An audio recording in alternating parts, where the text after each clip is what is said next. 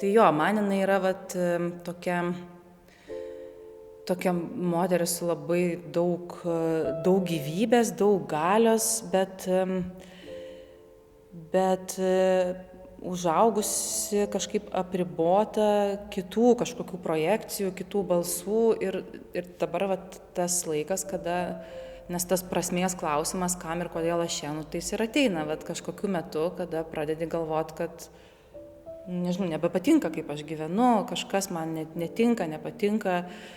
Ir tas, kas neįvyksta, tai sukelia griūtį, bet kartais reikia labai nugriūti tą patį dugną, į tą pelkę, kur ten šiaip labai geras dumblas, tai gali išaugti labai geri dalykai iš to, bet reikia nebijot nukrist.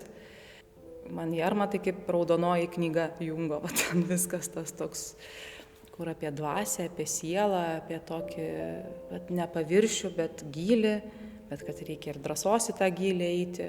Na, tu pamatai, kad aplinkui daug bailių yra, kurie neina, tai ką aš tada su jais veikiu, bet tada ar pakankamai pati esu drąsi, kad eičiau viena. Kita vertus, nežinau, eini naktį į mišką, ir nebaisu jau, nes sugriūna kažkokios iliuzijos. Tai man jinai apie tokią tiesą kažkokią, kur jinai kažkada ateina, jeigu tu jos ieškai.